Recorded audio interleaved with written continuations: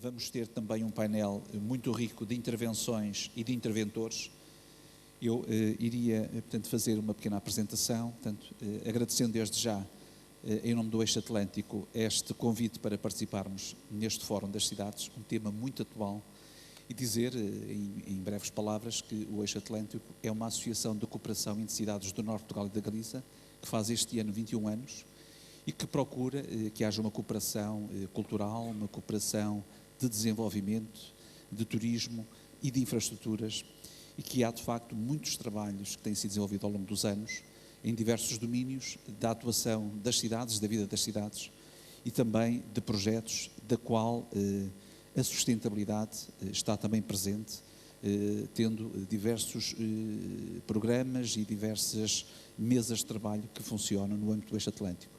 Esta associação tem também como objetivo uma grande cooperação entre o Norte de Portugal e a Galiza, que foi também integrada no âmbito da cooperação entre a Junta da Galiza e também a Comissão de Coordenação da Região Norte, a quem nós devemos muito a duas pessoas, a Dom Fraga e também ao professor Braga da Cruz, que foram de facto dois timoneiros desta cooperação da Comunidade de Norte de Portugal-Galiza, e que hoje procuramos também fazer um pouco à luz do que fizemos no passado, que era uma intervenção no sentido de melhorarmos a conexão entre as cidades, a cooperação entre as cidades, e de que esta região fosse uma região também competitiva e atrativa.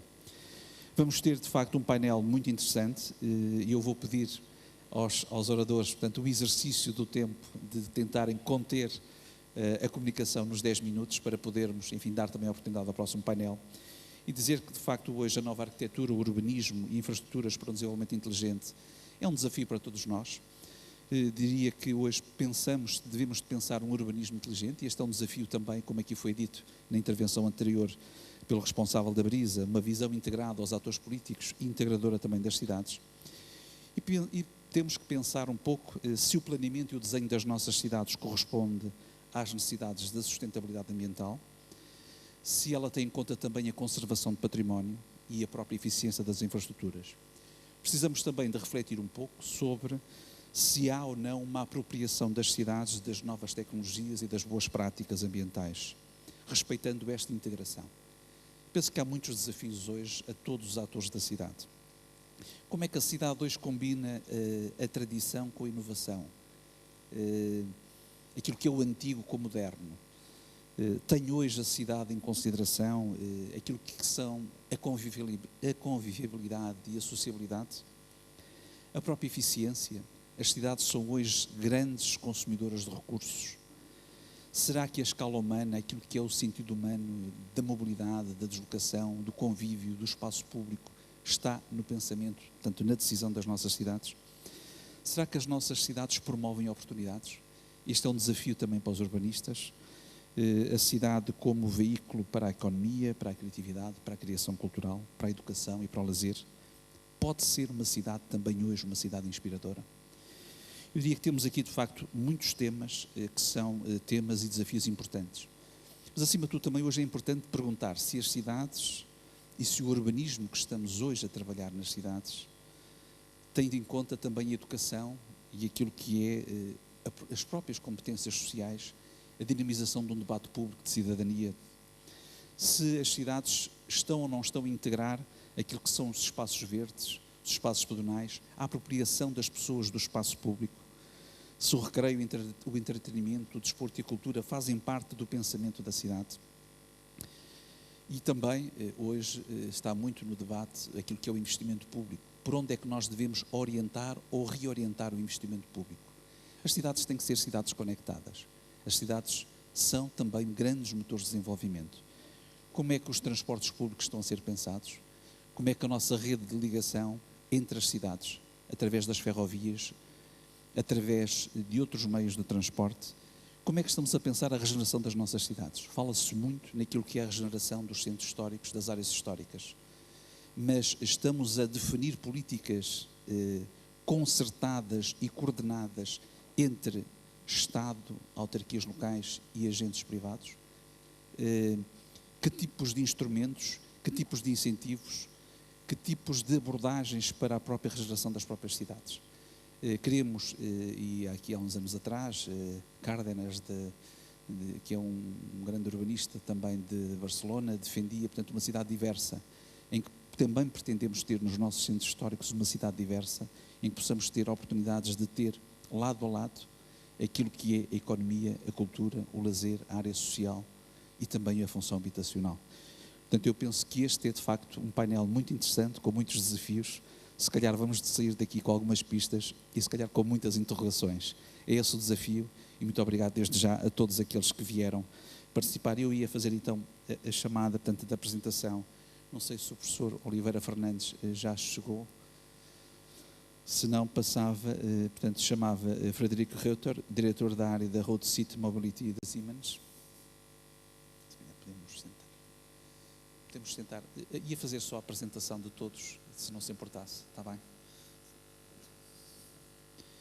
Iria chamar também o Sr. Alberto Manuel Botelho Miranda, engenheiro civil e urbanista, sou professor. José António Lameiras também, não está presente. José Fernando Gonçalves, presidente da Ordem dos Arquitetos da Secção Regional do Norte. Miguel Escobar, presidente da Future Cities.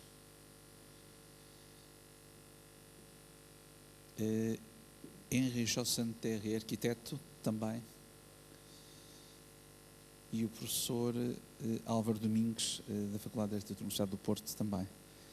Eu vou dispensar a apresentação dos currículos para não pouparmos esse tempo. São personalidades de elevada competência profissional e técnica e que com certeza nos vão ajudar, portanto, nesta reflexão deste painel, portanto, deste fórum. Portanto, passávamos então à primeira apresentação. Não estando o professor Oliveira Fernandes neste momento, passava então a Frederico Reuter. Se calhar podíamos sentar-nos para podermos observar a apresentação.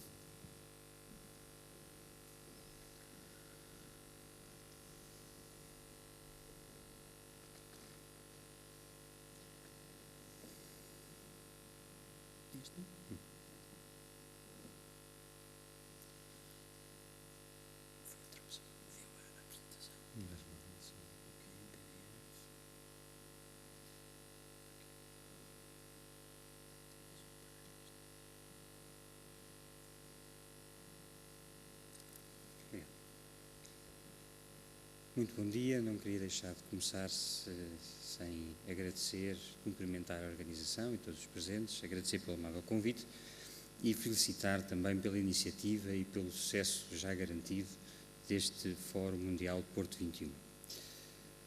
Ora, é com muito gosto que estamos aqui hoje para partilhar convosco a visão da Siemens daquilo que é o desenvolvimento inteligente, tema tão interessante quanto relevante e particularmente vasto.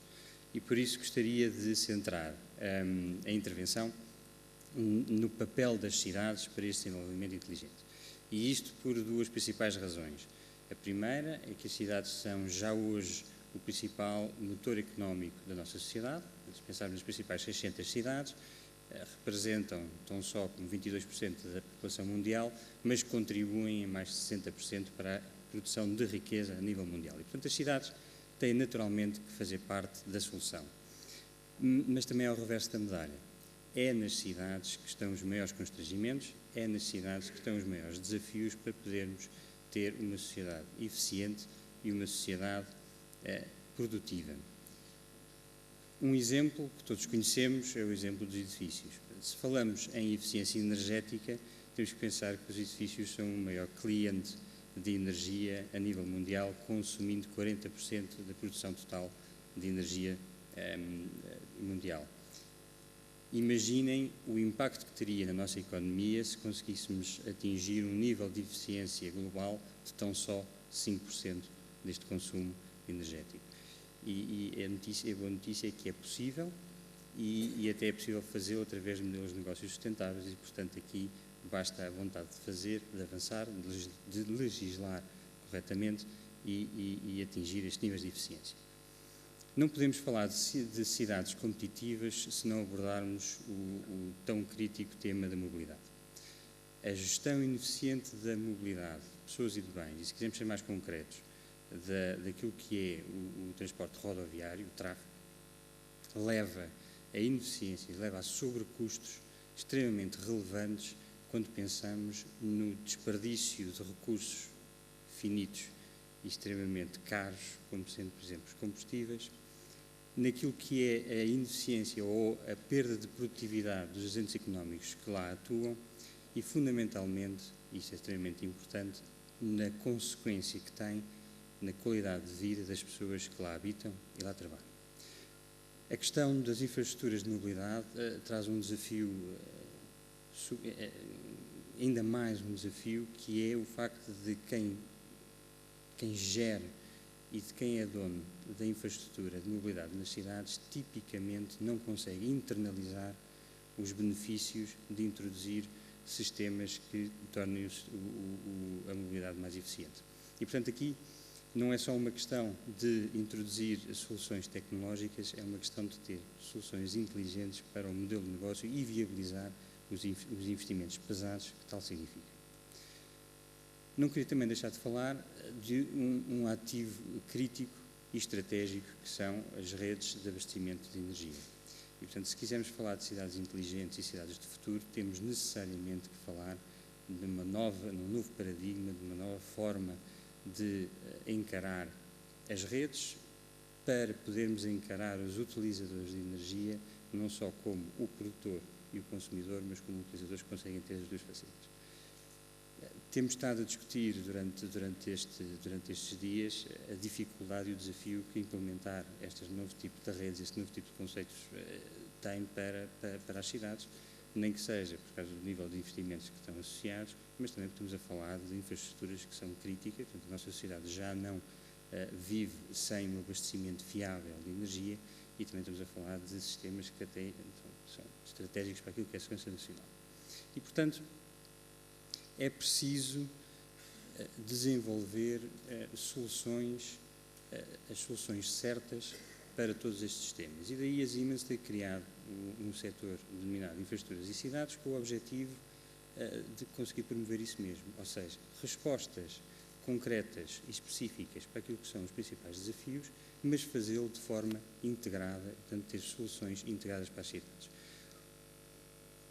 Porque as cidades só conseguem ser competitivas se conseguirem realmente integrar todos estes sistemas e traduzir essa eficiência. Especialmente porque nós estamos cada vez mais, enfim, o tempo em que as cidades tinham uma importância e uma relevância apenas local ou regional já terminou.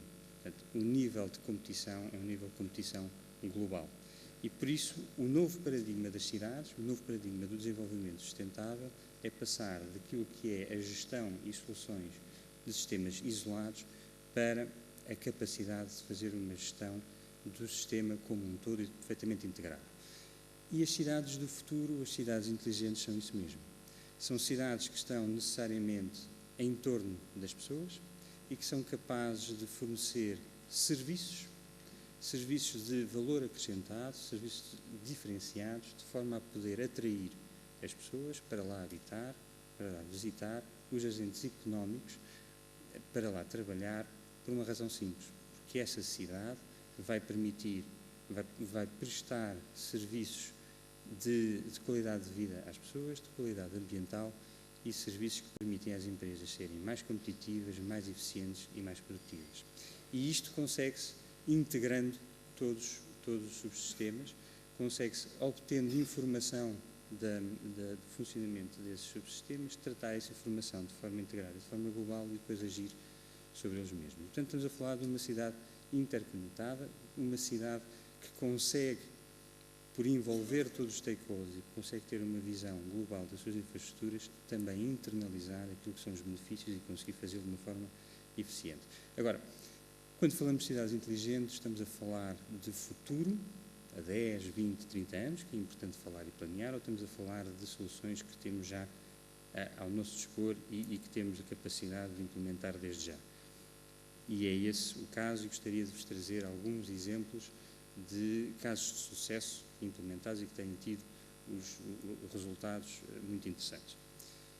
Bom, falávamos de redes inteligentes e tenho o gosto de partilhar convosco que uma das soluções está nessa grande metrópole chamada Wildorpsried, com os seus 2.500 habitantes, algures no sul da Alemanha. E a bondade deste exemplo é essa mesmo. Uma cidade inteligente, ou ser uma cidade inteligente, não está única e exclusivamente reservado às grandes metrópoles, às metrópoles que permitem um efeito de escala. É possível atingir resultados extremamente interessantes em pequenas cidades, em pequenas e médias cidades. Isso para nós é importante dentro daquilo que é a nossa afirmação no mundo global. No caso desta aldeia, a mudança, a forma como se encarou, e foi por isso que teve sucesso, é que se partiu do consumidor, partiu-se do utilizador e desenvolveu-se toda a infraestrutura para dar resposta àquilo que eram as necessidades, e não ao contrário, como é normalmente como é o caso. O resultado foi tão interessante que está a ser utilizado como caso de estudo para aquilo que é o desenho das redes de energia da Alemanha na próxima década. Um outro exemplo que gostaria de vos trazer é, sim, já de uma grande cidade, que é de Londres, que tem a ver com a forma como abordaram a mobilidade. Londres teve a veleidade de pensar a médio e longo prazo, definir os seus objetivos, juntar os vários stakeholders, analisar a infraestrutura, os constrangimentos e quais é que seriam os projetos que deveria implementar para poder atingir o seu sucesso. E os resultados extraordinários que aqui vemos tiveram dois segredos. O primeiro, pensar e atuar de forma integrada, e o segundo, fazê-lo juntando os vários stakeholders e permitindo internalizar algum desses benefícios e usar esses benefícios para amortizar os investimentos que estavam aqui associados. Só o caso da infraestrutura de gestão de tráfego acabou por ser amortizada em 5 anos, num investimento de mais de 80 milhões de euros. Portanto, dá que pensar.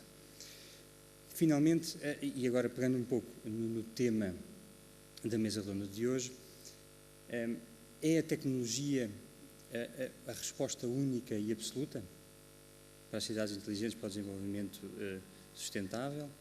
Será que uma cidade bem pensada, bem estruturada e planeada desde o início acaba por secar a possibilidade ou o interesse de ter tecnologia e conseguir atingir os objetivos de sustentabilidade?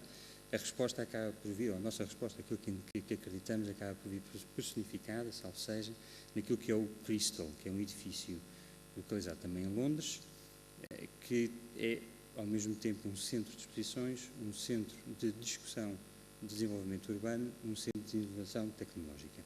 E este Crystal acaba por ser caracterizado por ser um dos edifícios mais eficientes do mundo.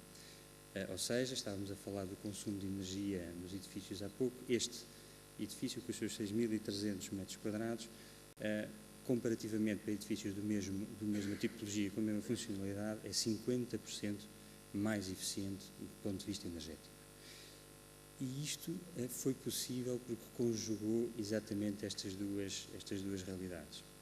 Soluções arquitetónicas inovadoras, soluções tecnológicas eficientes e um projeto que juntou equipas mistas de arquitetos, de engenheiros e de tecnólogos.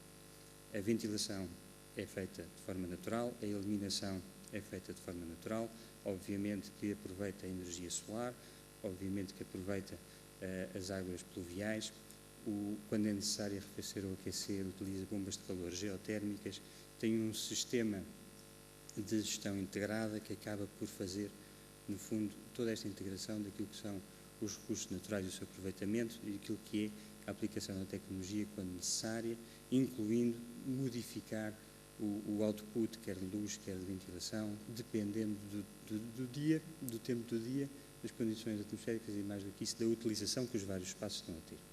E, portanto, é por isso mesmo que este edifício é hoje considerado um dos principais edifícios, ou, enfim, um dos edifícios mais sustentáveis do mundo. Mas, mais do que um mero edifício, o Crystal quer também, ou traduz também a nossa visão sobre o desenvolvimento sustentável, que passa necessariamente por uma conjugação dos vários stakeholders, pela discussão, pela análise, pelo projeto, pelo planeamento, juntando arquitetos urbanistas, engenheiros, tecnólogos, decisores e gestores das cidades, de forma a poder atingir o objetivo de ter uma cidade mais sustentável.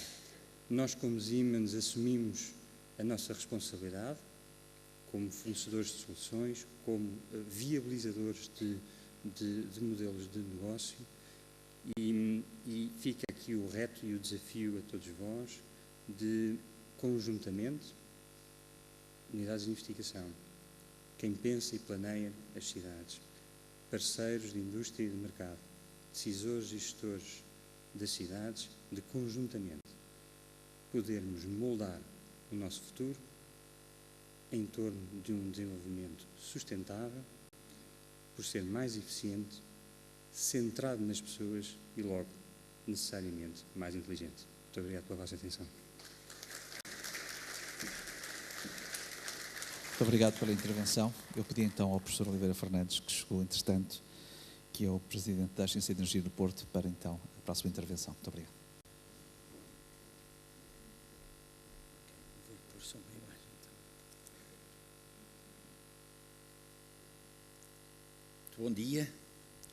É com muito gosto que estou aqui e queria saudar o Fórum e os organizadores, e em particular Dom Amália de Marichalá, pela amabilidade do seu convite. Mas eu vi que o painel tinha muitos nomes e, portanto, eu não queria correr o risco de exceder os 10 minutos que me são dados e, portanto, queria deixar uma mensagem tão concisa quanto possível. Eu presido a Agência de Energia do Porto. A Agência de Energia do Porto, uma agência de energia, é um ente relativamente novo na organização da sociedade. Nem se percebe muito bem qual é o conteúdo, qual é a sua missão. A interpretação que nós fazemos concretamente na Agência de Energia do Porto é que a Agência de Energia é uma espécie de crisálida, portanto, que não é necessariamente vocacionada para viver todo o tempo, mas para dar apoio do ponto de vista da gestão da energia na nova perspectiva da energia, que é a perspectiva da procura. É a perspectiva da procura. Eu, quando falo em energia, estamos a beber um copo, são pessoas assim um bocadinho alheias ao tema, as pessoas começam logo a falar da energia das ondas, não é? Como quando estamos com alguma crise mais ou menos política ou económica, esperamos sempre que ainda venha o Dom Sebastião, não é? A energia das ondas. Não, nós a energia que temos que nos ocupar é a energia do nosso cotidiano, a energia do dia a dia, aquela que nós gerimos. Ainda nestes últimos anos, uma empresa do Porto, aquela que abastece a água, de água os cidadãos do Porto, conseguiu esta coisa absolutamente brilhante, que foi reduzir o seu consumo de energia em 95%. 95%. E porquê? Porque, evidentemente, um dia alertado para o problema da energia do dia-a-dia, descobriu que poderia arranjar uma forma de recuperar conceitos como os de antigamente, em que a água era servida aos cidadãos por gravidade, e foi picar a água num sítio da conduta intermunicipal que está acima de qualquer edifício da cidade do Porto, e desta forma hoje consome apenas 5% do que consumia há 10 anos. Portanto, eu penso que é muito esta energia, e isto passa-se também nos transportes, e isto passa-se obviamente nos edifícios. Mas esta mudança, isto não é apenas chamar o projetista, ou ter um edifício emblemático como este que a Siemens acabou de mostrar. Nós não vivemos, quer dizer, a vida normal não é como um jardim zoológico, onde nós temos exemplares de cada animal, não é? A vida normal é feita com aquilo que fazemos, com as urbanizações que fazemos, com a organização dos transportes que fazemos. E, portanto, isto precisa de uma espécie de capelania. Portanto, de alguém ou de uns alguéns que tenham a capacidade de ler isto não no sentido coisificado, mas no sentido holístico, integrado. E aqui eu dava um salto para, quando eu falo da visão holística integrada, para vos dizer que energia é só ambiente. Portanto, como a água é só ambiente, evidentemente nós podemos ter água numa garrafa com um rótulo, mas aquela água é natureza, é ambiente. E a energia também. Que haja alguns que a metam dentro de um sítio qualquer e depois não la vendam a um preço exorbitante, isso é verdade. Mas porque nós vivemos numa sociedade em que uma das componentes da organização é a economia. E, portanto, é necessário que haja preço num sítio qualquer. Mas a energia é só ambiente. E, portanto, nós, quando usamos a água, e é espetacular a sensibilidade que nós encontramos no dia-a-dia para as águas que se perdem, para a gestão da água, é extraordinário.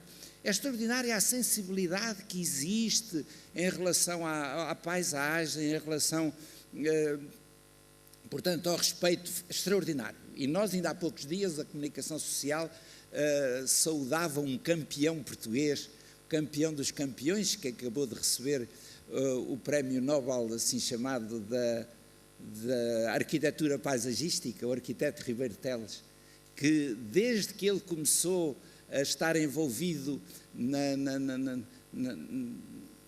intervenção política direta, na gestão política, depois do 25 de Abril, ele foi sistematicamente, com os seus colaboradores, os seus alunos, etc., um profeta do ambiente em Portugal. E ele conseguiu manifestamente.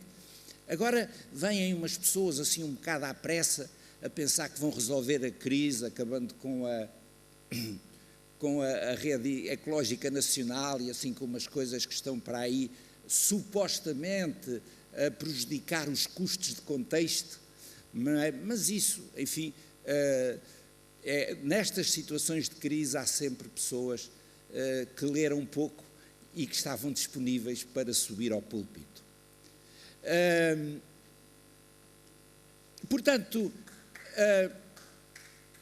Portanto, nós temos que ter, e agora chegando aqui, um outro conceito que é muito importante e que nos é muito caro à Agência de Energia, é o conceito de sustentabilidade. Sustentabilidade é uma palavra muito desgastada e nós desgastamos-la muito, mas eu faço questão de a manter fresca. Eu não a deixo desgastar, eu mantenho-a fresca, porque sustentabilidade é um valor de círculo máximo como a justiça. Claro, a gente pode dizer, se alguém nos passou à frente na fila, pode dizer, isso não é justo. Mas nós sabemos que justiça é isso, mas é muito mais. Justiça é uma ambição da humanidade que nós sabemos que não se materializa facilmente. Como a verdade também é um círculo máximo, não é? A verdade é qualquer coisa que todos andamos à procura, mas que nenhum de nós tem, felizmente, felizmente. Às vezes há tipos que conseguem convencer os outros de que têm a verdade. E a partir daí é uma chatice. Portanto, e a sustentabilidade é um conceito desses. Só que é um conceito tardio, não é? Mas quando o Newton descobriu a lei da gravidade, a gravidade já existia há muito tempo. Só que as pessoas não tinham chegado à percepção dessa realidade. Bom, e a sustentabilidade nós também não percebemos, porque nós não tivemos, até a meados do século passado, não tivemos a percepção de que nós tínhamos a capacidade de influenciar o mundo, ou se quiserem o planeta como um todo. E a sustentabilidade é isso. É nós, a justiça, nós também podemos destruir toda a gente, podemos matar toda a gente, na verdade também, enfim, mas a sustentabilidade é isso. A sustentabilidade é nós termos a consciência de que podemos afetar o globo, o planeta, e portanto as condições de vida, portanto é um resultado no fim da linha, mas que se resolve com os gestos de cada dia dos milhares de milhões de cidadãos. Portanto, é aqui que está a sustentabilidade. Porque quando eu falo de uma cidade, não há cidade nenhuma que seja sustentável. Não há nenhum edifício que seja sustentável. Porque é que uma cidade não é sustentável? Por si própria. Em si própria não é sustentável. Ela é sustentável no conjunto do mundo. Porque uma cidade, lembram-se todos, muitos dos que estão na sala conhecem aquele conceito da pegada ecológica, não é? Uma cidade, os seus habitantes precisam de território. Ora, se eles se reuniram naquele território escasso da cidade, eles têm que ir buscar os vegetais, buscar os materiais, buscar a água, etc., ao resto do território. Portanto, a cidade não é... Portanto, a cidade, para ser sustentável, tem que ser responsável. E para ser responsável tem que ter consciência da sua personalidade, que é uma ideia de marca que agora é muito importante nas cidades. Quer dizer, as cidades não podem ser depósitos de gente. Eu não estou a pensar só nos bairros periféricos, estou a pensar em todos. Não podem ser depósitos de gente. As cidades são sociedades, é o homem, é o cidadão, no seu melhor, na verdade, organizado para não estragar o ambiente que está a 100 km, ou a 2 km, ou a 100 mil km. Portanto, esta é que é a cidade, este sentido de responsabilidade. E então, voltando então à Agência de Energia do Porto. Portanto, a Agência de Energia do Porto é uma entidade muito jovem, nasceu em 2007, e nasceu como Agência de Energia da cidade do Porto, mas no dia em que nasceu declarou logo que não queria ser só Agência de Energia da cidade do Porto. Porque ser agência, não faz sentido nós termos agências de energia municipais. Porque o município é demasiado pequeno para nós fazermos um exercício com alguma compreensão, porque nós podemos acreditar no problema global das mudanças climáticas, mas nós podemos não o perceber. Por isso é que eu gosto mais de falar de aquecimento global do que de mudanças climáticas. Há de haver muita gente daqui a 100 ou 200 anos que não vai notar as mudanças climáticas. Mas nós todos, quando ouvimos falar, saímos à porta, damos logo com o dedo ver se há mudança climática. Não é? Pronto, mas todos nós somos super inteligentes, mas também temos que ter uma percentagenzinha, mesmo que pequena, de imbecilidade. Porque é isso que nos dá a capacidade de sermos compreensivos com os outros.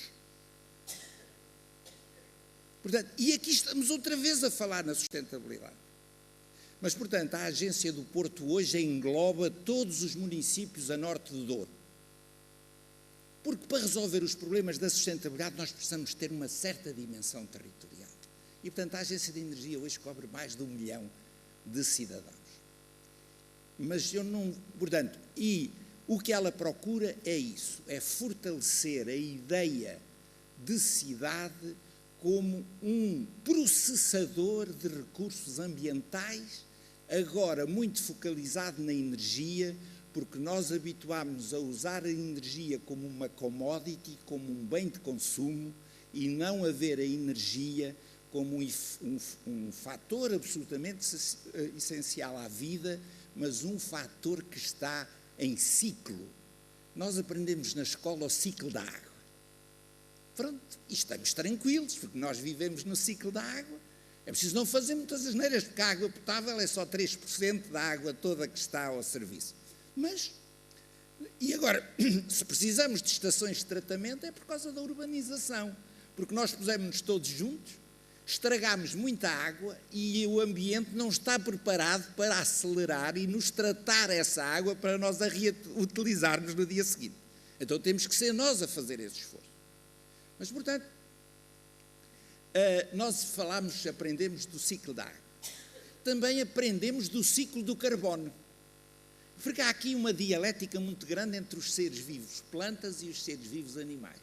Os seres vivos animais querem o oxigênio e libertam o CO2. E as plantas chamam um figo ao CO2 e libertam o oxigênio.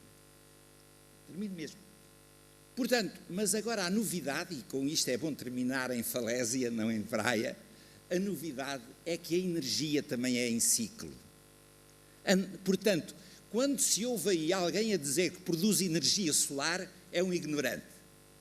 Quando se ouve alguém a dizer que produz energia, continua a ser um ignorante. E toda a gente diz que produz energia. Não é verdade? Inclusivamente os comentadores que já foram primeiros ministros.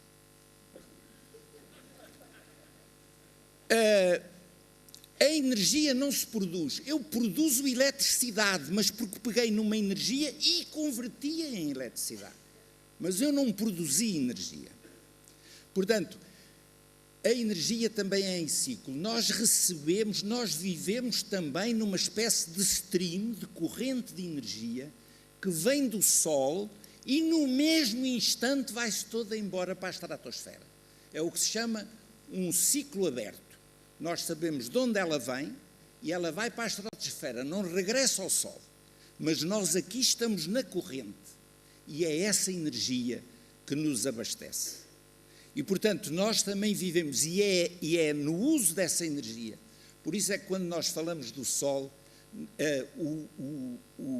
afunilar o Sol pela via da eletricidade é uma visão de menino de colégio, de jardim infantil. Porque o Sol mais importante que nós temos é o Sol do calor, é o Sol das movimentações atmosféricas, que nos dá água, que nos dá o vento, e é o Sol do clima. E por isso é que, e aqui termino mesmo, quando nós falamos de edifícios, não falo de transportes, mas dessas coisas muitas pessoas falarão, e já falou também um bocadinho o engenheiro Rauter, dos edifícios. Nós não podemos esquecer que os nossos edifícios não bebem nada da tecnologia dos iglus. E nós vivemos sob um colonialismo tecnológico e cultural no que diz respeito ao edificado, num colonialismo do norte da Europa e das tecnologias. E nós temos um clima extraordinário. Não saberão, mas eu fui o responsável por esses regulamentos que fazem tanto mal às pessoas, para os edifícios, regulamentos que agora parece que o governo quer varrer para debaixo do tapete. E nesses regulamentos perpassa essa ideia, a de que nós temos que organizar os edifícios repescando os valores da arquitetura com o clima. E isso é tudo um programa. Portanto, eu deixo-vos com esta ideia, porque no fundo cada um dos nossos edifícios está nessa corrente, nesse stream da energia do Sol. Façam o favor de ser felizes. Muito obrigado.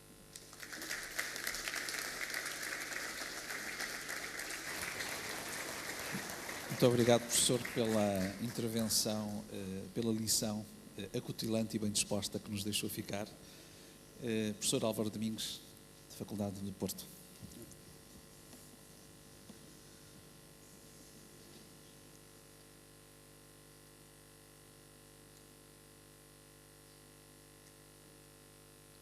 Esse mesmo, é esse. Olá, muito bom dia a todos. Eu começaria também por agradecer o amável convite que Dom Amálio Marichalar me fez e a organização desta casa. É sempre um prazer estar aqui. E vou ver então se me consigo despachar com este desafio muito complicado, porque o tema, como os viram, chama-se Nova Arquitetura, Urbanismo e Infraestrutura para um Desenvolvimento Inteligente. Portanto, é muita coisa para 10 minutos. O que eu queria dizer para começar é que, repetindo as palavras do meu antecessor, é que de facto hoje em dia vive-se um certo fascínio ecotech, uma espécie de uma utopia tecnológica, provavelmente de origem iluminista, moderna, que pretende resolver todos estes problemas com que nos confrontamos todos os dias. O mundo parece cada vez mais complexo, o mundo é cada vez mais imprevisível e é cada vez mais verdade aquela frase do filósofo que disse que quem inventou o comboio sem saber estava a inventar o descarrilamento. E, portanto, à medida que a inovação tecnológica é tão complexa e tão acelerada, a probabilidade dos comboios e dos descarrilamentos é cada vez maior. E, portanto, nós não temos a certeza, de facto, das questões com as quais nos confrontamos. A primeira imagem é uma espécie de cidade das origens. uma utopia em que a Civitas, enquanto conjunto dos cidadãos, o grupo social, a organização social, a Urbis, enquanto conjunto edificado, e a Polis, enquanto a regulação dos dois conjuntos, prefaziam uma espécie de um todo. E esse todo constituía uma solução simples para sociedades simples. Arquiteturas de pedra, casas para humanos e para inumanos, urbanismos simples à base de arruamentos e, sobretudo, à base de muralhas. Os humanos sempre tiveram problemas de vida em conjunto, e umas infraestruturas mínimas para se viver em comum. Depois a coisa evoluiu. O Cerdá cunhou o conceito de urbanismo como uma ideia de organização ou de ordenamento ou de projeto do espaço construído, e a forma urbana surge-nos quase como uma ideia de um todo, a ideia da cidade-corpo, uma espécie de grande arquitetura, que vai desde o pormenor da calçada. Este desenho foi feito por miúdos de 4 anos, portanto eles ficaram espantados em reparar que o chão era feito de pequenas pedras, mas também, olhando para os edifícios, repararam que estavam no Porto Antigo e que os gradeamentos dos prédios são muito bonitos e causam uma impressão extremamente forte.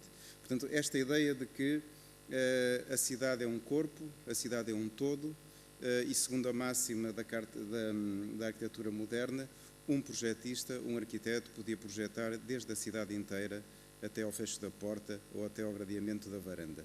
Tal coisa hoje em dia não é verdade. A ideia que eu vos trazia aqui era pensar exatamente a infraestruturação como um princípio de produção de território. E, portanto, o que nós vivemos hoje em dia e temos vindo a intensificar esse processo é esta intensificação tecnológica que corresponde a uma espécie de transformação do território num capital fixo, num conjunto de externalidades que depois permite que o processo de urbanização seja cada vez mais intenso.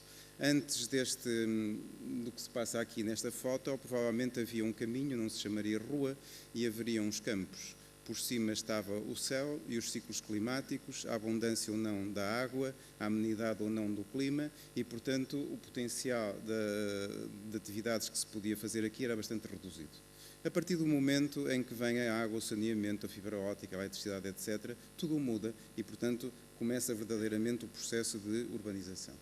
A partir de uma determinada altura, entende-se claramente que a urbanização, para além das formas urbanas convencionais, é então uma espécie de um processo de colonização de sistemas ou de próteses infraestruturais.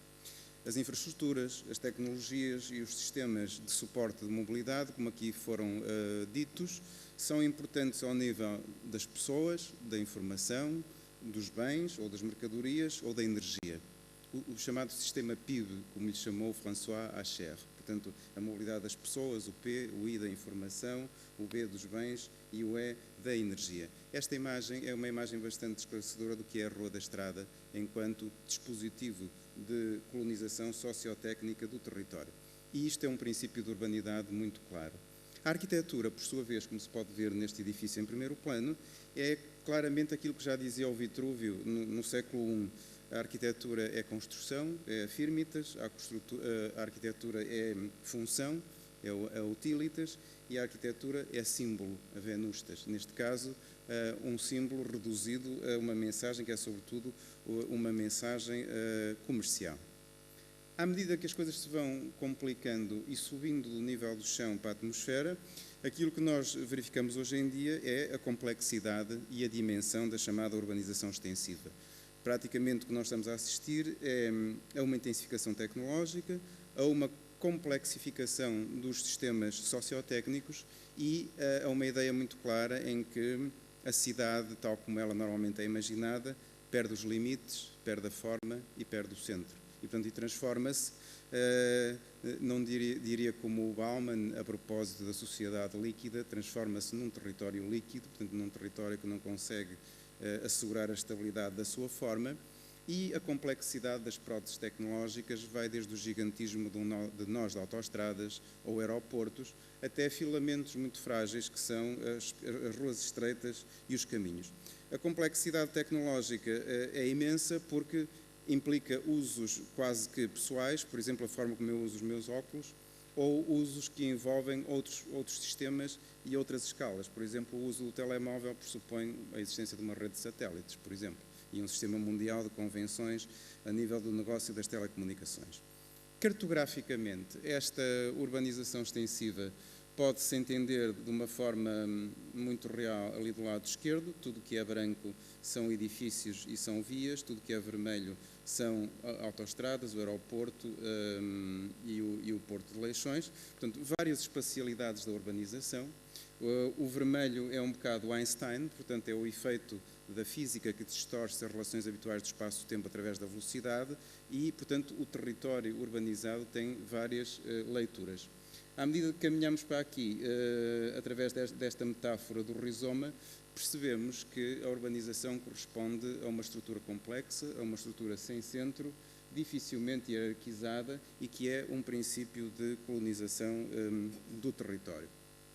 Este projeto, esta exposição em livro chamado A Explosão da Cidade, que se fez por autoras da Barcelona da Cultura no ano de 2004, é exatamente um exercício para perceber como é que se pode comparar a nível europeu este tipo de evoluções urbanas. Cabe-me também um bocado vestir a camisola, não é, da minha instituição, que é a Faculdade de Arquitetura, através dos seus centros de estudos. Estamos exatamente a desenvolver um projeto que se chama Uma Cidade Continuada, que era uma expressão que um viajante do século XVIII escreveu acerca do Entre Douro e Minho, para tentar perceber quais são os desafios destas novas formas urbanas, em tudo diferente dos modelos convencionais de cidade. Voltando a outros contextos, a principal questão hoje em dia, as principais questões da urbanização, dizem respeito aos países em desenvolvimento, como o Brasil. E aquilo que se verifica é que aquelas teorias muito pacíficas da aldeia global transformaram-se na selva global e, portanto, hoje em dia a maior parte dos problemas da urbanização a nível mundial são problemas relacionados com a pobreza, com a cidade arquipélago, com a exclusão, com o déficit infraestrutural, com as dificuldades dessa urbanização da pobreza. Aquilo que nós vemos nesta imagem é a verdadeira imagem da injustiça social. É o complexo do Alemão, no Rio de Janeiro. Nós aqui temos o complexo da Alemanha, não é? Temos outros problemas para gerir. E é uma estranha combinação de favela e teleférico. Portanto, por cima da favela está o céu, estão as nuvens, estão os urubus que se encarregam de processar parte do lixo, está o teleférico e está uma rede wireless.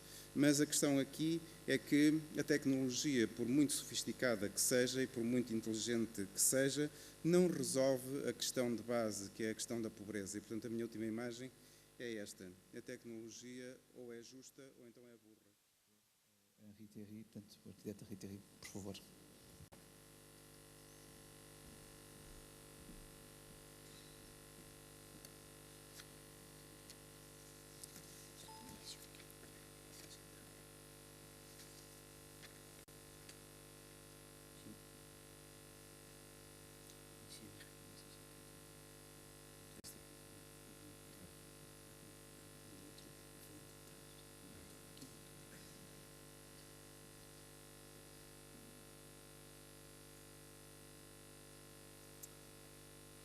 Buenos días. En primer lugar, no puedo hablar en portugués, lo siento, espero que se me entienda bien si hablo despacio, aunque disponemos de un tiempo muy justo. En primer lugar, agradecer a Amalio de Marichalar por esta invitación al Fórum Mundial Porto 21. Es un honor poder estar aquí y compartir con ustedes, con vosotros, las experiencias como arquitecto sobre la idea de ciudad. También la fundación en este magnífico edificio del colega arquitecto Álvaro Siza y la ciudad de Oporto, que cada vez que la visito pues me gusta más. Voy a hacer un recorrido muy rápido por una palestra que presenté en Brasilia hace un año sobre un diálogo fotográfico comparativo entre la ciudad de Sao Paulo y la ciudad de Madrid. La ciudad de Madrid, lógicamente, la conozco bien porque es donde vivo, donde tengo mi oficina, y la ciudad de Sao Paulo, durante 3 años que llevo trabajando en temas de vivienda social en Brasil y en barrios verdes o barrios ecológicos en Pernambuco, pues he tenido la oportunidad de visitarla muchas veces y de recorrerla. Yo considero que una manera muy importante para conocer una ciudad es caminarla. Todo lo que no sea caminar una ciudad, realmente se queda uno muy ausente de lo que significa esa ciudad.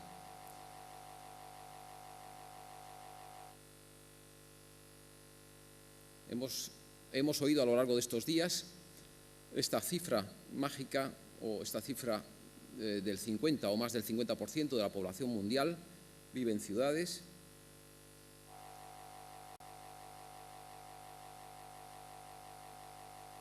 Y en el caso de Brasil y de España, el 80% de la población vive en ciudades. Es decir, casi estamos llegando a completar el porcentaje máximo. De ese 80% que vivimos en ciudades, podríamos estimar que alrededor de nuestro 90% de vida lo pasamos en las ciudades. Y por lo tanto, yo quisiera tocar un aspecto de la sostenibilidad que me parece básico e importante, que es la salud. Es decir, desde el desarrollo sostenible hay muchos aspectos y muchas caras y muchas facetas que podemos comentar. Yo me quiero centrar en la cuestión de salud. Me parece que es primordial que si hablamos de sostenibilidad, pues hablemos de la salud de las personas y, por tanto, voy a ir un poco dirigiéndome en este sentido para luego también finalmente tocar el aspecto de la cultura, que me parece que también está relacionado con la salud.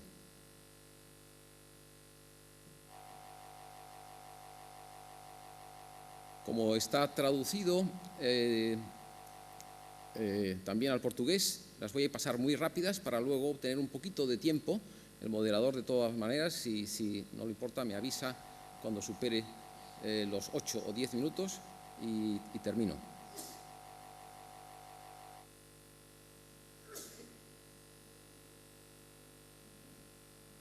La ciudad nos aporta todos estos aspectos. Hemos visto el trabajo, la cultura,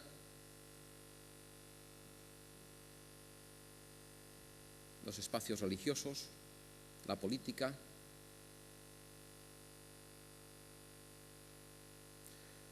Algunas reflexiones muy rápidas sobre el urbanismo y la arquitectura. Yo soy arquitecto, no soy urbanista, y por lo tanto, pues las reflexiones que voy a plantear sobre la ciudad son desde mi conocimiento como enamorado de las ciudades y mi experiencia en muchos viajes y en muchos recorridos en donde, como os decía antes, he podido pasear largo y tendido por las ciudades.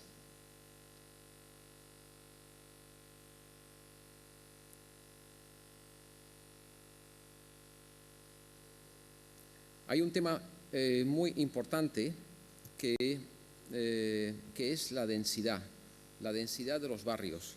En Madrid hemos tenido la oportunidad durante 15 años de hacer toda una corona de nuevos barrios que han generado casi 1 millón de personas.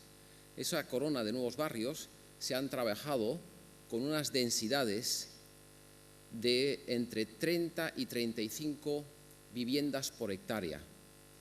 Todo esto arrastrado por un mal concepto de los espacios o de las ciudades sostenibles o las ciudades ecológicas con una densidad muy baja. Pensemos que la densidad es la generadora de la vida urbana, básicamente de la vida urbana en las ciudades.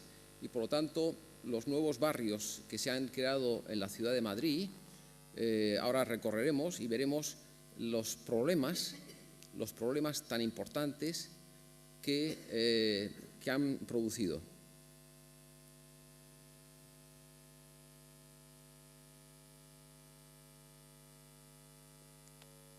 Aprovechamientos, como decíamos, del 0,35 metros cuadrados sobre metros cuadrados y densidades de 30 y 40 viviendas por hectárea en estos barrios han generado un coste insostenible de los barrios, una falta y una ausencia de vida urbana, una dependencia absoluta del vehículo, una concentración de los servicios y de los comercios en puntos muy concretos del barrio y, por lo tanto, la vida urbana ha desaparecido.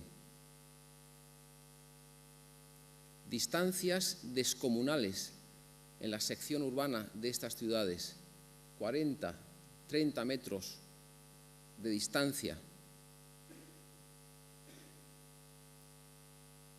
Como vemos, estas secciones, producidas y arrastradas por una baja densidad del barrio o de la ciudad, generan unas arterias gigantes que no producen más que la ausencia de la vida urbana y un coste insostenible para la municipalidad. Como veis, la vida urbana está ausente absolutamente de la imagen de estos barrios nuevos, en donde teníamos la oportunidad de hacer otros planteamientos, pero este es el resultado.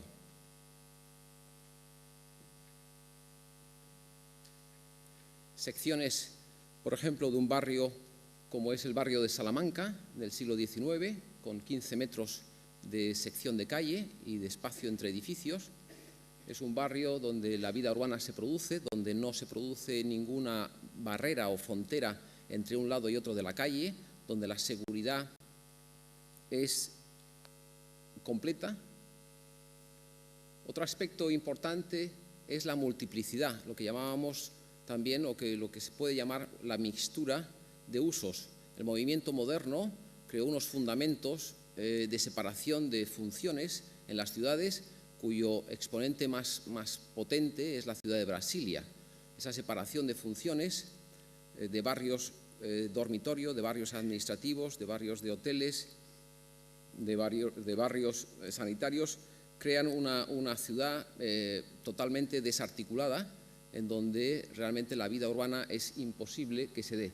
Por lo tanto, la unión de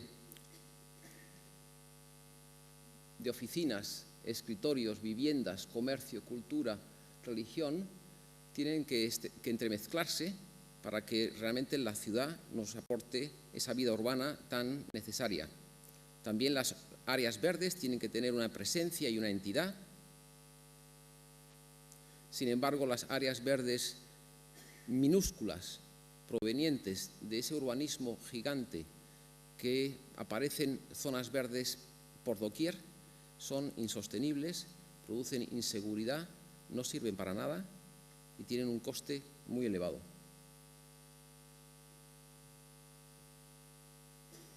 La ciudad tiene que apostar claramente por el transporte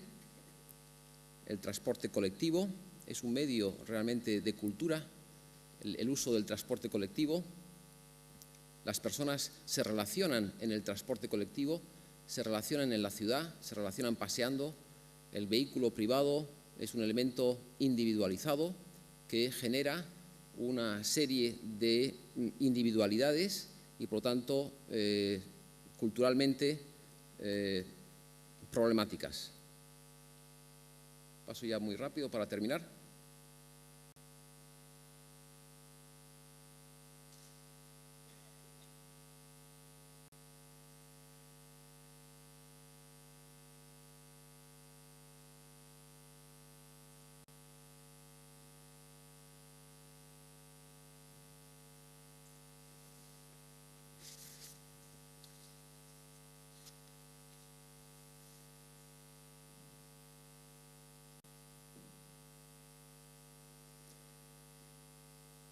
quiero terminar finalmente con un ejemplo de todo esto que estoy comentando, como es la ciudad de Telefónica, la nueva ciudad de Telefónica en las afueras de Madrid. Para 20.000 personas trabajan en este complejo, que necesita aproximadamente entre 40 y 50 vigilantes durante el fin de semana. La vida desaparece en el fin de semana y, por lo tanto, estas actividades o esta concentración de funciones en las afueras de la ciudad producen un problema de seguridad muy claro. Los nuevos barrios sin contacto físico, sin contacto directo de las manzanas con la calle, producen esta imagen de este niño que está paseando por una ciudad sin vida urbana.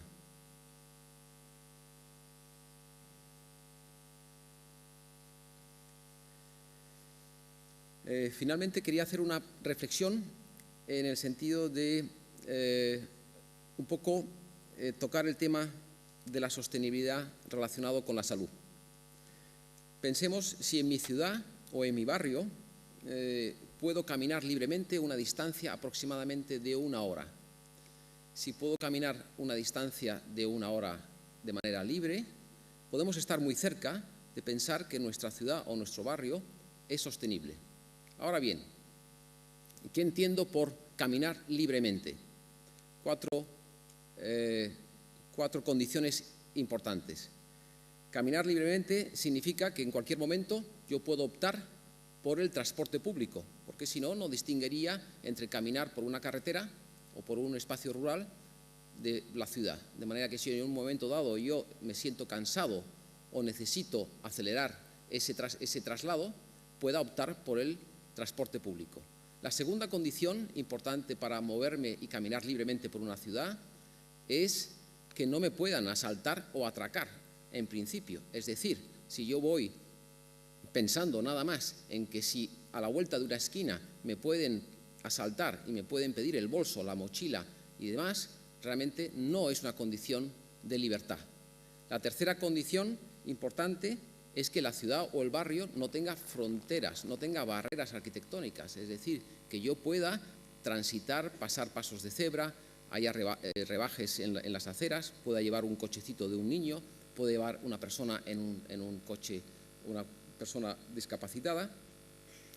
Y en cuarto lugar, y muy importante, es que haya vida urbana, es que en ese trayecto de 1 hora yo pueda tomar un café en algún sitio, pueda comprar un periódico, pueda entrar en una farmacia, haya alguna actividad cultural, etcétera, etcétera. Luego, estos 4 supuestos, si en nuestra ciudad, en principio, en ese recorrido de 1 hora que yo puedo realizar, se darían, pues estaríamos realmente muy cerca de una idea de ciudad sostenible, que entiendo que no es lo mismo que ciudad inteligente.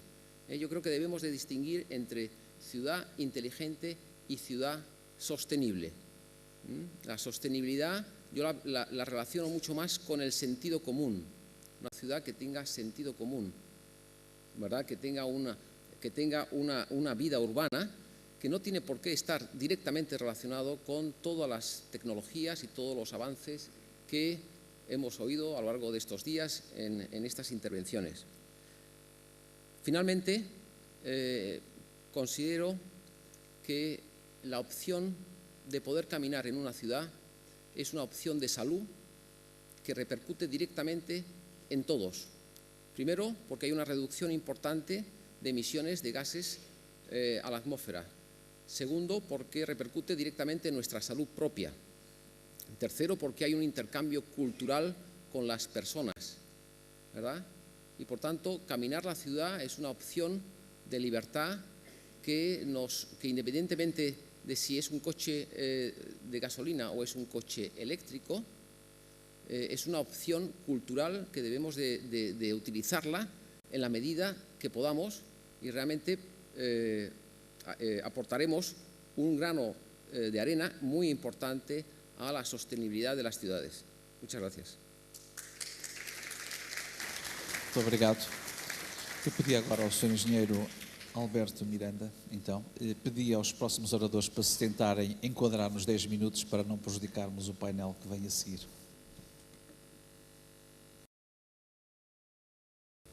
Muito bom dia a todos. Quero começar por saudar a organização da iniciativa, por esta iniciativa e a sua oportunidade, e agradecer, obviamente, também o convite que foi dirigido, dizendo já que esta comunicação é partilhada, na medida em que quem deveria estar aqui, em princípio, era o engenheiro José António Lameiras, mas um problema de agenda inalterável e de última hora impediu que ele viesse e, portanto, estou aqui a fazer a apresentação.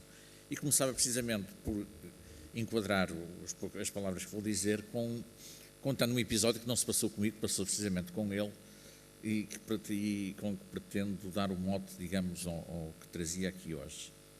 Tratou-se do trabalho que ele está a fazer em Angola, nomeadamente no âmbito de um plano de um município, uma zona bastante rural do interior, e nos primeiros contactos que teve com o administrador do município, obviamente, uma das primeiras coisas que tentou saber foi a situação relativamente às infraestruturas urbanísticas no município, dos aglomerados que lá estão.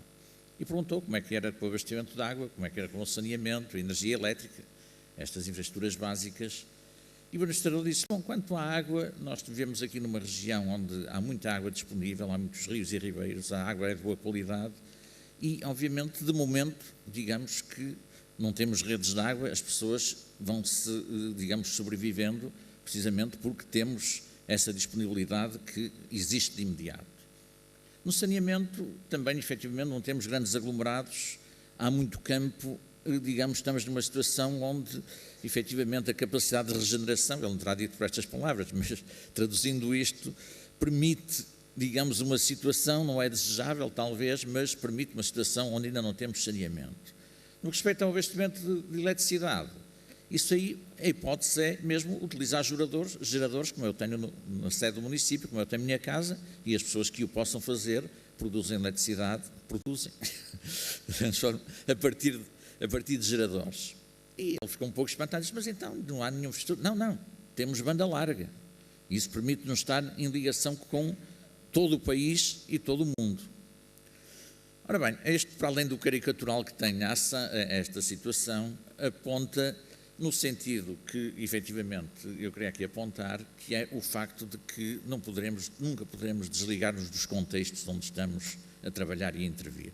Está aqui enumerada, meramente a título exemplificativo, várias facetas que podem revestir o desenvolvimento inteligente.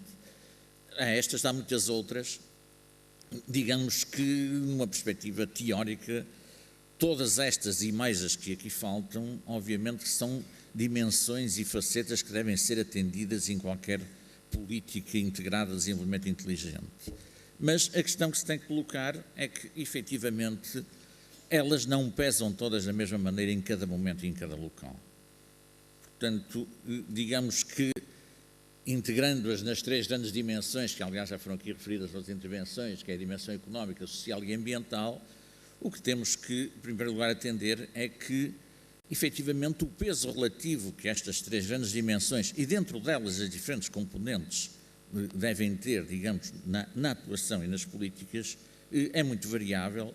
É variável de lugar para lugar, é variável em função das culturas, é variável em função do momento, do tempo histórico e do momento. Basta atender que uma situação de crise, mesmo que temporária e conjuntural, implica logo uma reconsideração do peso relativo destas dimensões e das suas componentes. Ou seja, ela não tem que ter forçosamente sempre a mesma importância. Já foi aqui referido, eventualmente em situações de crise, por incorreto que isto possa parecer, e por vezes é, principalmente da maneira como é posta em prática, mas poderemos dizer que, por vezes, numa situação de crise, a dimensão económica e social pode ter que adquirir um peso maior relativamente ambiental do que noutras situações.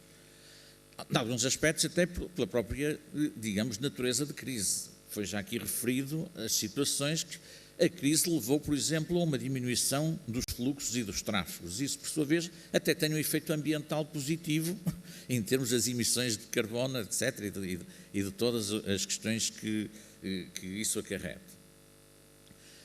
Isto, no fundo, era para colocar a questão que, efetivamente, hoje em dia muito se fala, e isto, obviamente, em Espanha e Portugal, talvez mais em Portugal, mas nos nossos países é uma questão premente, que no âmbito do ordenamento do território e do urbanismo se colocam como um dos grandes desafios e das grandes necessidades a contenção da expansão urbana, do consumo do território para a expansão urbana e a reabilitação do edificado. E, obviamente, a importância destes dois vetores não vale a pena ser realçada, mas, e aí entra o exemplo da pequena história sobre Angola, efetivamente, temos aí como contraponto um local onde, obviamente, estas não são as questões que se colocam. Haverá o edificado a reabilitar, haverá situações de necessidade de contenção de expansão urbana, o peso que isto tem nas problemáticas do desenvolvimento e do ordenamento do território em Angola, ou muitos outros sítios, obviamente que não é o mesmo que tem aqui. E, portanto, este era o aspecto fundamental que queríamos aqui trazer, no sentido de que um aspecto ou uma questão é nós identificarmos os problemas mais importantes e mais prementes numa dada situação, mas que necessariamente variam de lugar para lugar e de momento para momento, e distinguindo isto daquilo que, de algum modo, na perspectiva do desenvolvimento inteligente e sustentável, devem ser, digamos, as invariantes de atitude com vista de realmente alcançar esse tipo de desenvolvimento. Ou seja, independentemente dos elementos, dos domínios concretos, dos vetores concretos que são os prioritários, o que nos parece é que, efetivamente, o desafio do desenvolvimento inteligente, nomeadamente para o ordenamento do território e para o urbanismo, aponta muito mais numa mudança de atitude e de metodologia política da gestão do território, do que propriamente para identificar este ou aquele problema como serem os prementes. Ou seja, estamos aqui num âmbito muito do político, efetivamente. Digamos, o gerir o território, tendo em vista o desenvolvimento sustentável e inteligente, exige uma outra forma, efetivamente, de fazer a política que incide no território. E, basicamente, o que nos parece é que ela se traduz nestes três aspectos fundamentais. É preciso uma política uma atuação que fomente e utilize de forma consistente a participação. É necessária a concertação, tudo isso é mais que glosado, a questão de que o Estado, hoje em dia, o Estado moderno já não pode ou já não deve, para muitos, suprir todo um conjunto de necessidades, mas deve o mais possível a obter a concertação com a sociedade civil para que essas necessidades sejam supridas. E, finalmente, o terceiro componente, que isto exige formas renovadas de gestão de transformação do território. Estou a terminar. A questão que se coloca aqui, basicamente, obviamente tudo isto tem depois uma dimensão técnica, que também tem que ser traduzida, também é preciso novas formas técnicas de trabalhar o território, de o planear e de atuar sobre eles, mas a questão que se coloca aqui é que, efetivamente, e nomeadamente em relação aos dois primeiros pontos, na medida em que a concertação e um planeamento concertado têm exigências e perigos que efetivamente têm que ser encarados de frente. A concertação implica a mobilização por parte dos poderes públicos dos agentes interessados e diretamente interessados, digamos, em determinada atuação, em determinada intervenção. Isto significa que se vai privilegiar, em relação a formas mais impessoais de planear e de atuar, se vai privilegiar determinados atores em relação ao ator geral e, inclusive, em relação ao cidadão, eventualmente. Isto tem, desde logo, problemas, nomeadamente se isto for feito com opacidade, para além dos problemas mais extremos, que são os de gerarem oportunidades de corrupção, e quando elas existem, aplica-se o velho ditado, a ocasião faz o ladrão, e, portanto, elas são de evitar, mas mesmo não indo por essa via, isto implica que o processo de decisão começa a ser um processo de decisão que eventualmente é distorcido na medida em que o conhecimento com que se trabalha é um conhecimento, por sua vez, transmitido por partes interessadas e de acordo com os interesses que cada um defende. E, portanto, a maneira de evitar que, efetivamente, o teu próprio processo decisório se distorça exige, também por esta via, para além de todas as virtualidades que tem em si, digamos, um reforço da participação, entendida aqui como a participação de cidadania. E isto, precisamente, aponta logo no sentido de que, tudo o que sejam as definições de caráter mais estratégico terem que ser precisamente consensualizadas dessa maneira, e aponta também que são os próprios meios e os instrumentos que se utilizam para a concertação e a delimitação do que pode ser concertado que tem que ser muito clarificado. Finalmente, meio minuto, só para apontar aquilo que se traduz como os desafios agora, obviamente políticos, mas também mais de ordem técnica.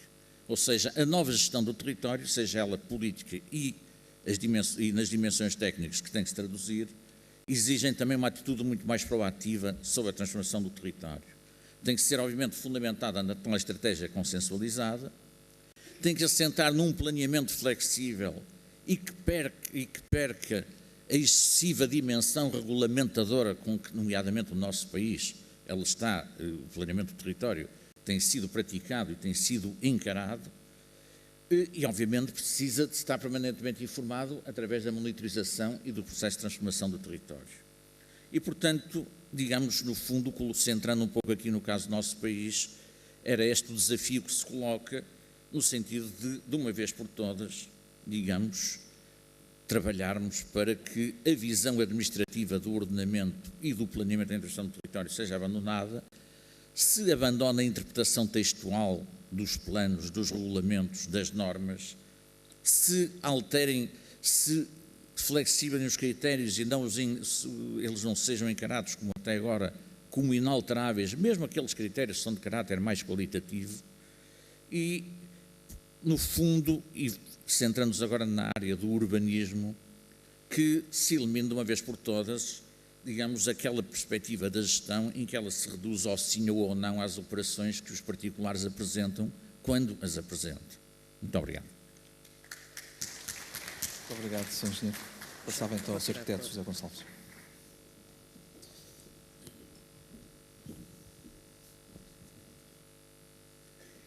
Bem, muito boa tarde.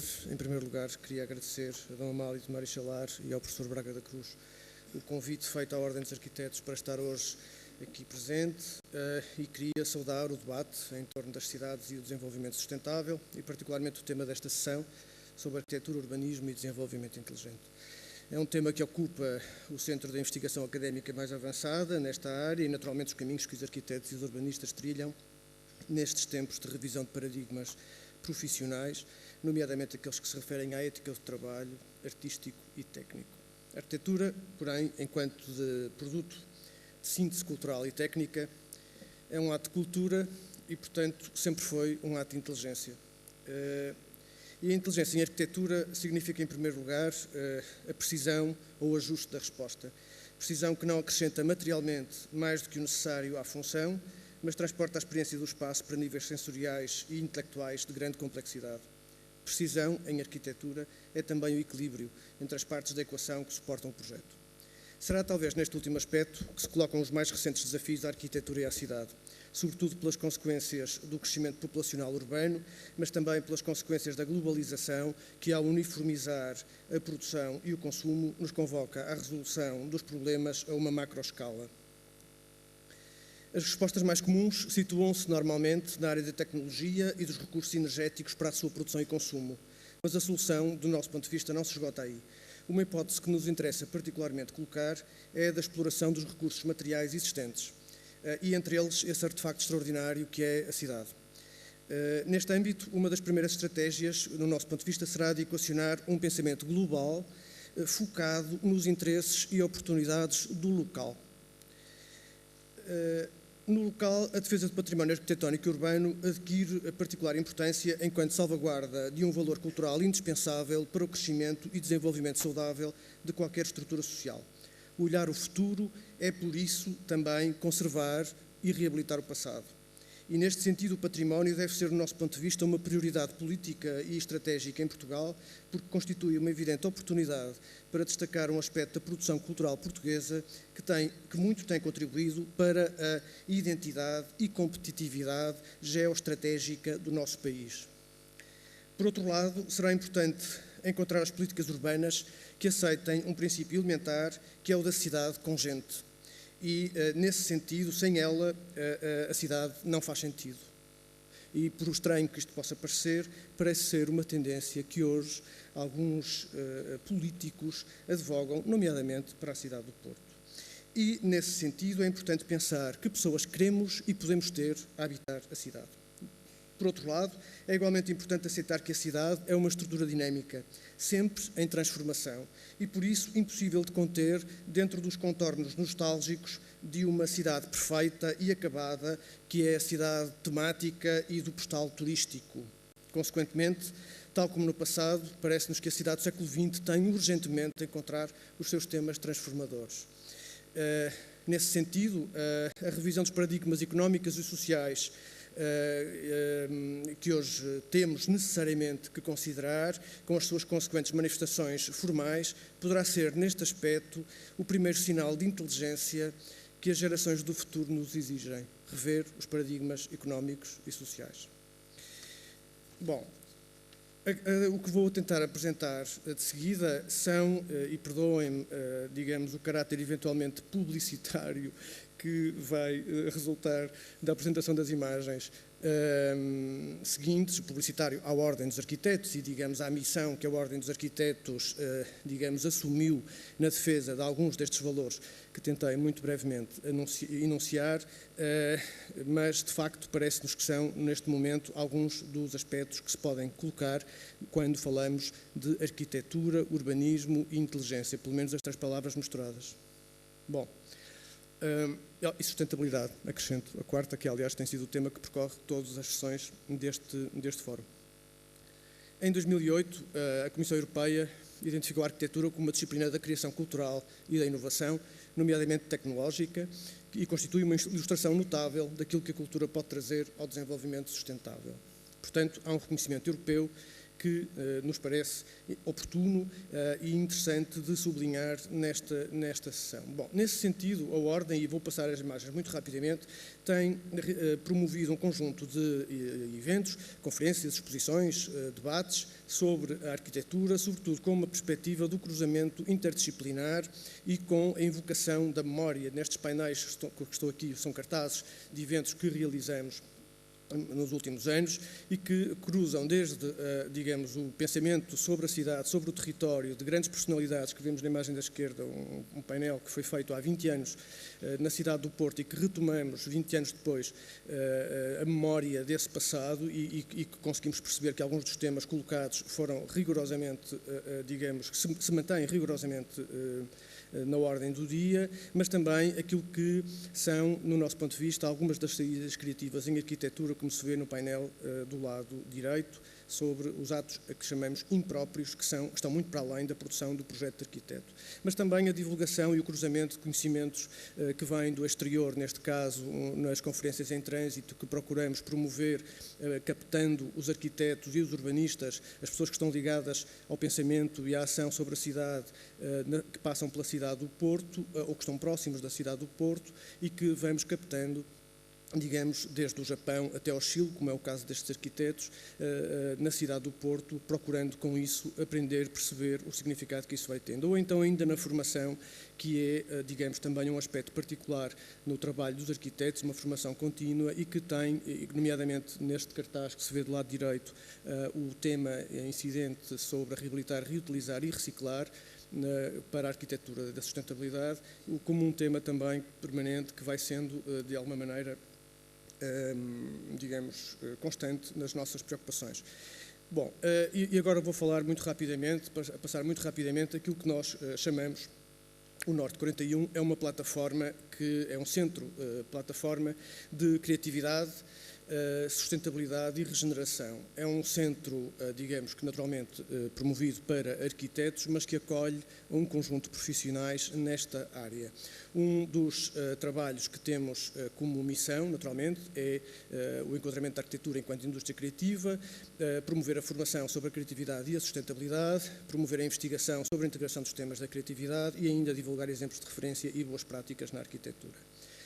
Esse foi um dos motes que, em 2012, nos levou a criar um seminário internacional em conjunto com a Ordem dos Engenheiros, um desafio que lançamos aos engenheiros que acolheram com o maior interesse e motivação e que estivemos a trabalhar em 2012, que ocorreu durante o mês de setembro. Também na mesma altura, este evento, que foi o Respect for Architecture, que procurava promover na cidade um sentido da reabilitação que estava bastante para lá da ideia do postal ilustrado, como infelizmente temos vindo a assistir na cidade do Porto, recuperações exclusivamente de fachada, absolutamente anti-ecológicas, anti-sustentáveis, sobretudo porque tentam reproduzir no centro da cidade do Porto exatamente os paradigmas da periferia, mas com uma fachada clássica. E isso parece-nos absolutamente inaceitável e insustentável. Bom, estas práticas que aqui estamos a tentar exemplificar foram uma seleção de 20 exemplos daquilo que nos parece ser boas práticas de reabilitação integrada, com respeito pela memória, respeito pela tradição e, naturalmente, inovação. Esta exposição, enfim, esteve a decorrer na cidade e foi alvo de um cartaz que produzimos. Enfim, alguns destes exemplos, muito rapidamente, para não ultrapassar o tempo. E esteve depois em exposição no Palácio da Bolsa e também no aeroporto de Pedras Rubras, Sá Carneiro, no Cais de Chegada, precisamente para tentar que esta divulgação pudesse, obviamente, ser o mais ampla possível no nosso panorama. O seminário que estava a falar, internacional, com a Ordem dos Engenheiros, e que acolheu na Casa da Música cerca de 300 pessoas durante 2 dias, um seminário nesse sentido equivalente a este, falar exclusivamente, cruzando práticas e conhecimentos de várias disciplinas, naturalmente arquitetos e engenheiros, mas também geógrafos, economistas, sociólogos, historiadores, enfim, vários. Bom, este evento, enfim, peço desculpa, vou passar porque penso que já estou muito para lá, o próximo pelo menos do limite, mas enfim, que coincidiu também com a divulgação de mapas de arquitetura na cidade, das boas práticas, e agora só muito rapidamente explicar o seguinte: este ano estamos a promover precisamente o livro, a edição do livro sobre a reabilitação que promovemos no ano passado, e estamos já a preparar, e está a decorrer, aliás, nesta casa, com o patrocínio também da Fundação de Serralves, um ciclo chamado A Cidade Resgatada, que procura precisamente colocar em discussão quais são as práticas da reabilitação da cidade, muito para lá daquilo que é a reabilitação do edificado. Portanto, também um ciclo de entrevistas que decorre em simultâneo, com, neste caso, profissionais portugueses. No anterior, convocamos profissionais, digamos, não só arquitetos, mas também, sobretudo, internacionais, portanto, não só arquitetos internacionais, mas também geógrafos e sociólogos de relevo. E estava a dizer, portanto, que estas conferências e estes debates sobre a cidade resgatada têm como princípio fundamental preparar, digamos, um conhecimento, uma massa crítica específica sobre a cidade e que permitam lançar um concurso internacional de ideias que decorrerá no verão deste ano, sobre a reabilitação de um quarteirão na cidade do Porto. Aquela rua que vemos, digamos, na diagonal, é a Rua Álvares Cabral, e, portanto, todo o quarteirão que envolve também a Companhia Aurifícia e todo o espaço do miolo da cidade, mas onde se procura, sobretudo, que o concurso não se dirija exclusivamente a uma ideia, digamos, centrada na arquitetura ou na reabilitação de fachadas, mas, sobretudo, nas metodologias possíveis para trazer gente para a cidade e as distintas formas de habitá-la. Bom, e, naturalmente, acabaremos e termino esta apresentação, acabaremos este concurso com um outro evento, que é o segundo seminário internacional que ocorrerá em outubro, sobre a cidade resgatada, sobre o redesenhar a cidade e sobre as diferentes formas de poder reabilitar. Muito obrigado. Muito obrigado, Sr. Arquiteto. Vamos passar então à última intervenção. Miguel Escobar, por favor.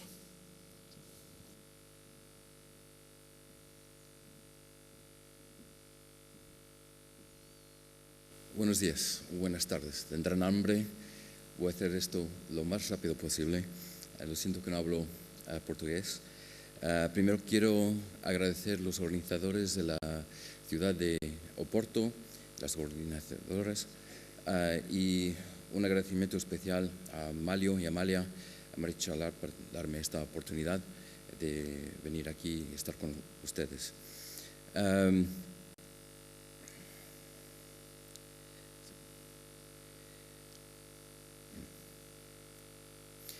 Me llamo Miguel Escobar y no soy colombiano, soy español.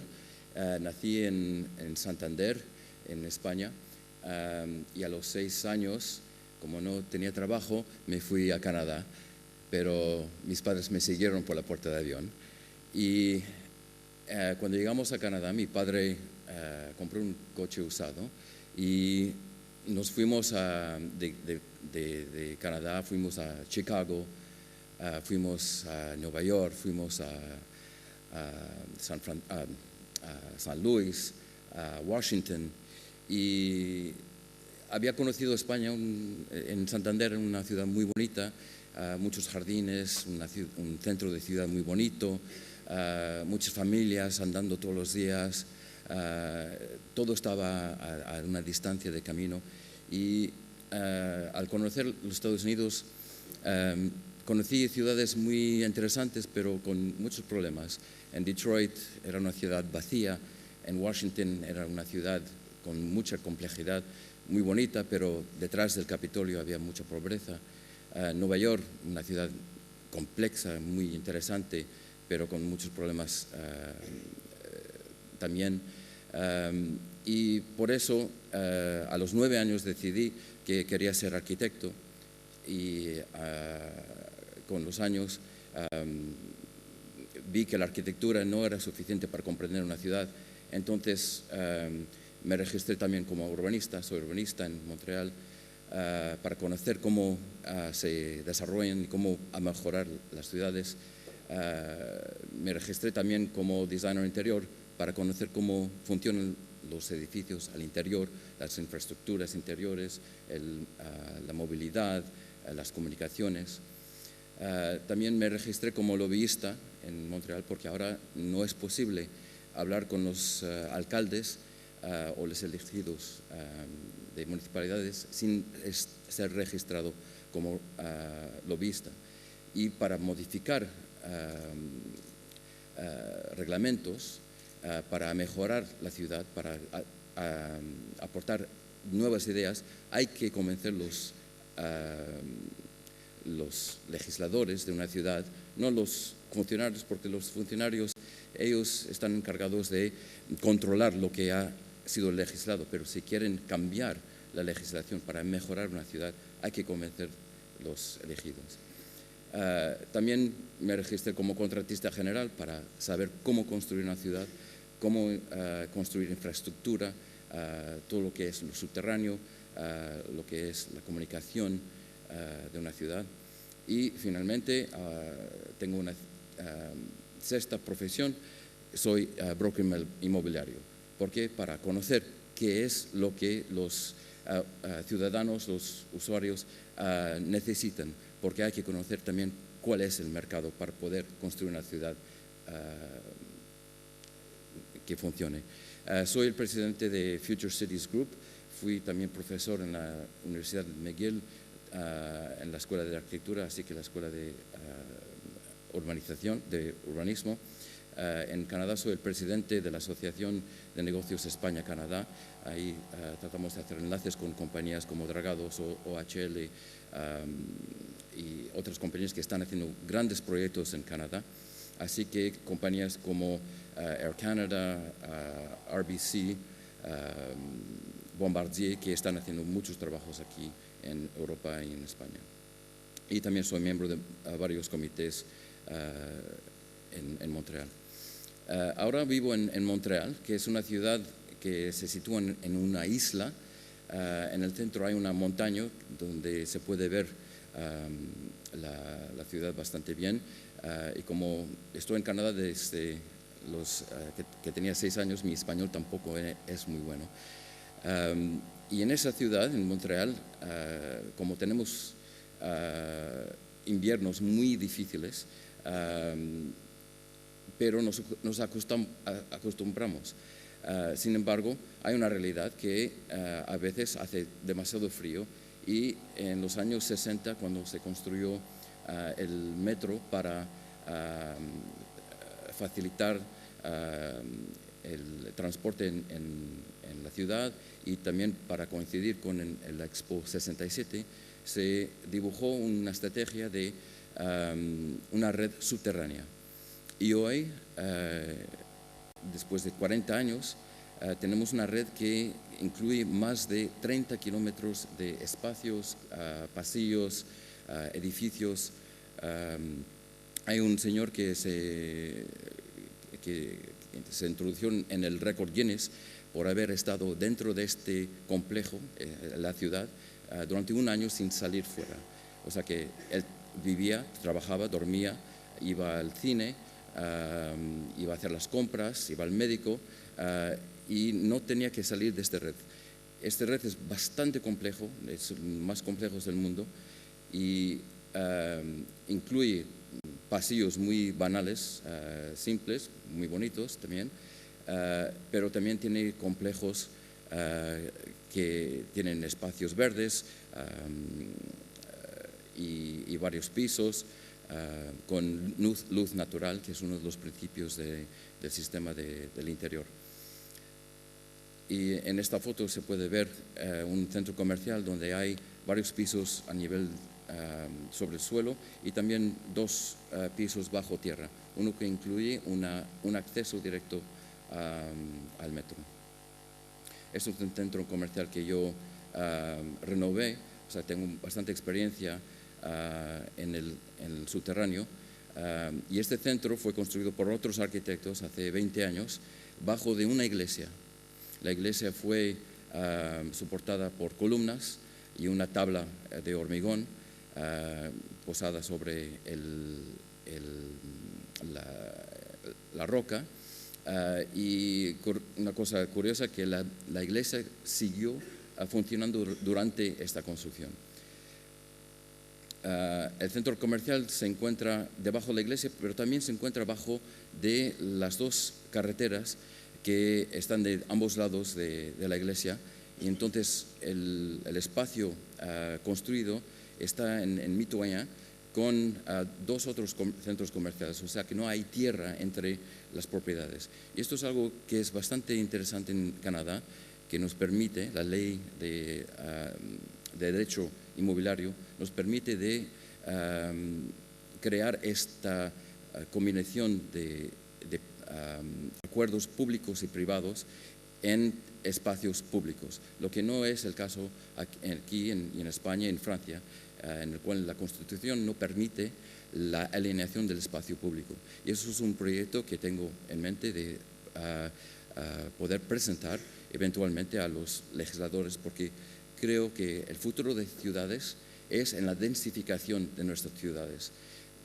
Creo que podemos incrementar la densidad de nuestras ciudades tal como están, sin tener que acapararse de otro metro cuadrado suplementario en zonas verdes. Esto es un proyecto que he propuesto hace poco, que ya está aprobado por la municipalidad, para mejorar las entradas al centro comercial. En 1994 fui a Atlanta, Georgia, a dar una conferencia sobre el futuro de ciudades y todo lo que es las ideas de imaginar cómo una ciudad puede progresar es algo que me interesa enormemente, y hoy soy especialista y consejero para municipalidades en desarrollo económico de ciudades. Y en 94 fui invitado en Atlanta por el Orden de Arquitectos de Georgia para dar una presentación. Mi presentación se titulaba The Next American Frontier, Our Inner Cities. O sea que en la próxima frontera americana, las ciudades, los centros de ciudades. Y fue recibida bien por algunos, pero no tan bien por otros, por 2 razones.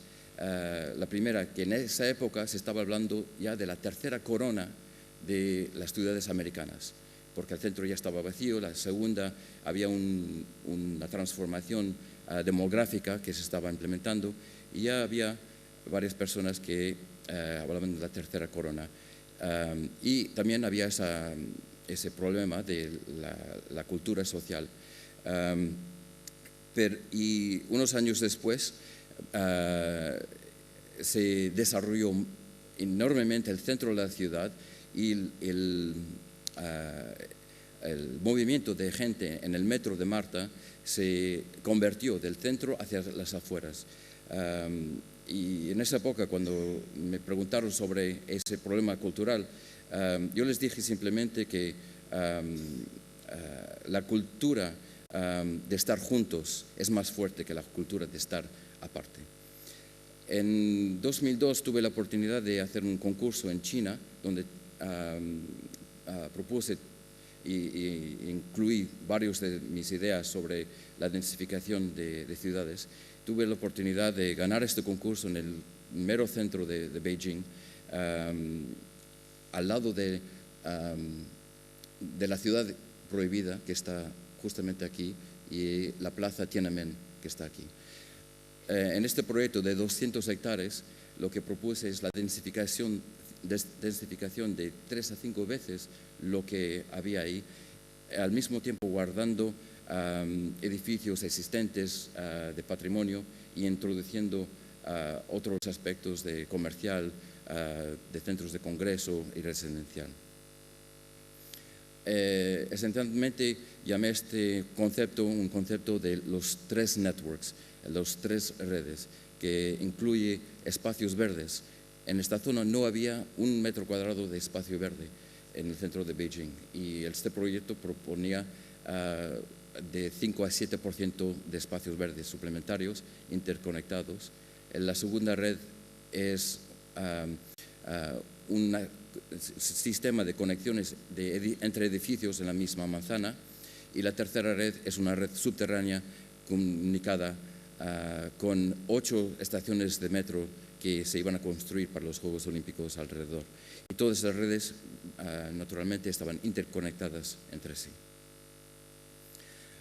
También para explicar las posibilidades de la densificación de una ciudad, propuse un catálogo de morfologías de construcción interior, y utilizo más la palabra interior que subterránea, porque una ciudad, cuando ya tiene una cierta madurez, se convierte en un edificio que tiene varias propiedades y que están intercomunicadas entre sí con los metros, con espacios verdes, etc. Y la idea de concentrar en la densificación de ciudad existente no quiere decir que vamos a perder la calidad de vida. Sin embargo, al contrario, hay muchas maneras de crear una densificación aumentada y tener esa calidad de vida. Ayer Antonio Garrigues Walker habló de hacer más con mucho menos. Hemos visto con esta crisis en España y en Estados Unidos que se ha construido demasiado y no se ha concentrado en mejorar lo que tenemos. Hablaba de periodos de crecimiento seguidos de periodos de crisis, y yo creo que si podemos concentrar en mejorar lo que tenemos dentro de los centros de ciudades y a mejorar nuestros sistemas de infraestructura, no tendríamos que pasar a tantas crisis y tan a menudo. Muchas gracias.